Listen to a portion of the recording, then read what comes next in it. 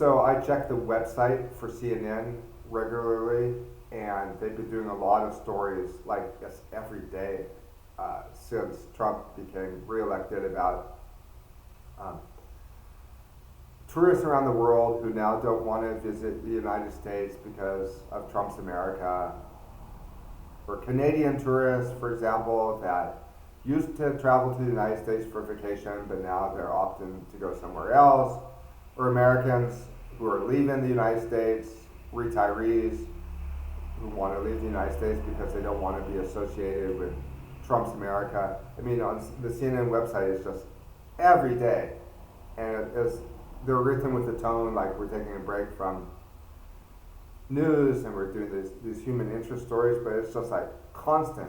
And it's so one-sided because, I mean, why don't they point a camera at some place like Vilcabamba, Ecuador, where so many Americans have gone, mostly retired Americans, because they don't want to be associated with living in a place where there's chemtrails, or all the Americans that left during the Obama administration or during the Biden administration.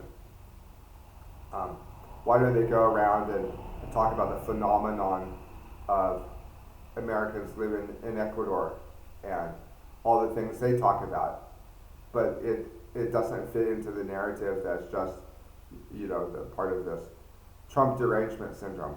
Now, I'm no fan of Trump now, but I'm just saying that it's a little out of context because if you go to Vilcabamba, Ecuador, the political opinions of the people that sit around in the cafes all day would be considered by something like CNN or the BBC to be right wing.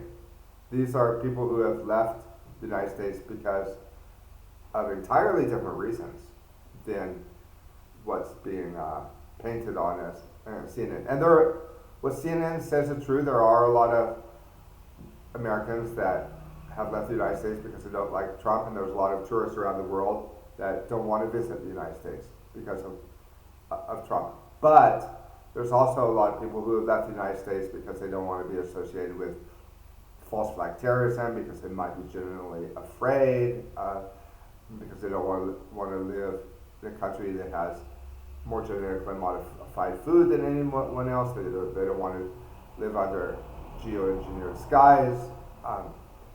And if CNN were really objective, I mean, I would think that some reporter going down to Vilcabamba and interviewing these people, that would be a gold mine for something like CNN or the BBC. They could do reports about how it's a town full of crazy American conspiracy theorists, crazy right-wing American conspiracy theorists. I mean, I'm saying from their perspective, that it seemed like that would be a story. They could be making fun of them, but it's so one-sided. They don't talk about all the people that left the United States because of Obama or Biden. And it's just like every day they're doing stories about these people who have left the United States or don't want to live in the United States because of Trump. There's not even the pretext or the pretense of being objective.